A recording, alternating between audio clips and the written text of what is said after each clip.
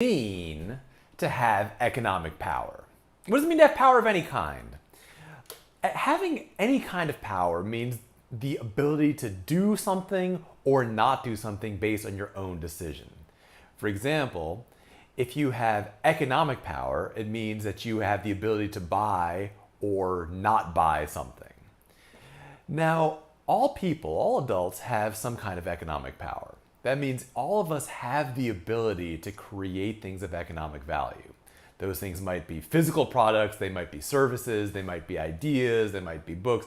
They could be anything, but the idea is we can all create economic power. And the reward that we get for that is usually monetary, financial value. Now, the only way that financial value, the only way that money has power is if we have choice over that money. If we can choose to spend it or not spend it as we see fit. Now the problem is, today in America, you don't have that option. You can't choose who you will and won't support with your money. Your money can't be just used to support yourself or yourself and your family. No. It has to support literally every single deadbeat who's having a bunch of kids that they can't afford. You have to pay for that. And what that means is that from a very early age in America, everybody grows up knowing that you don't really get real financial power in America. You don't really have the power to say no. And the power to say no is what makes something actually have any power. You know, we often say that doctors have power over life and death. It's not exactly true, because a doctor can't choose to not treat a patient. A doctor has to treat a patient. Now, if there was a doctor that could, treat people that he wanted to treat and not treat people that he didn't want to treat, that doctor would have quite a bit of power. But such a thing doesn't exist, at least not in the United States. Similarly, you don't really have financial power in the United States in the sense that you don't have the ability to deny your resources to somebody else. You are forced to give your resources to somebody else.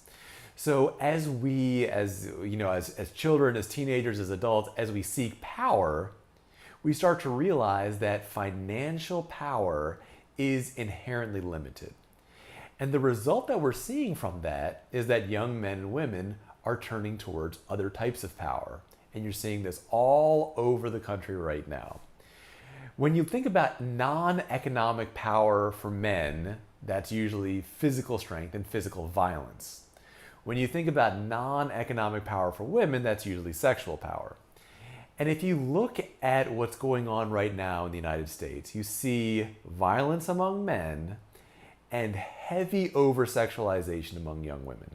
If you take a look at Instagram, you see a large number of women who are people that could have economic power, that could be creating something great, are instead basically acting as they're basically only showcasing their sexual power.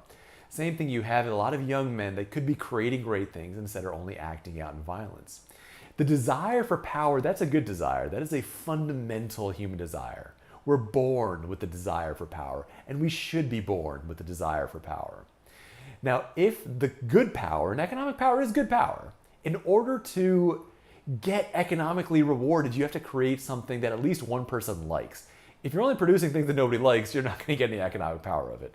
So whether you are providing a service that at least one person likes, or you're creating a product that at least one person likes, you're bringing something good into the world. On the other hand, if you don't have that option, you end up turning towards other types of power.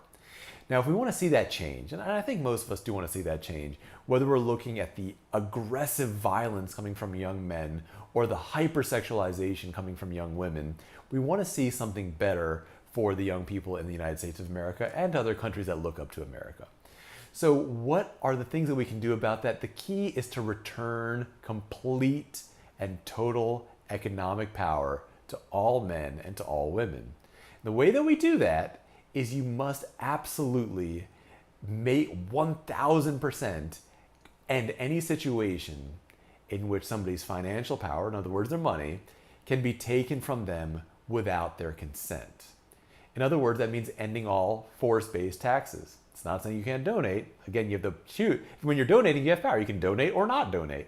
I've donated to organizations when I support them. I've not donated to the same organization if I thought they were doing something wrong. See, that's financial power. So all coercive taxation has to end. If you want to ennoble people in America, if you want to ennoble the future generations, you have to end anything that destroys economic power. All coercive taxation has to end. That means the welfare state has to end. The welfare state needs to be replaced with voluntary charity, which means that people can donate or not donate. And again, that choice returns power to those that created that economic value in the first place. When you return power to the economic value, you create a very powerful incentive, a very strong incentive for people to pursue economic value, the best possible value, rather than either violence or sex. When you create the incentive to create economic power, you move people towards higher and higher pursuits rather than lower and lower pursuits. The people right now who are either showcasing themselves sexually on Instagram or engaging in violence and various shootings, those people could all be doing something better. They all have it in them to be doing something better, but we need to return the power to those things. If you want to read more about my thoughts about power and economic power, take a look at my book. You can read the first couple of chapters for free on the look included with this video. That's rmdglobal.net/pullout. And the name of the book is Pull Out: Men, Modern Life, and Mutiny.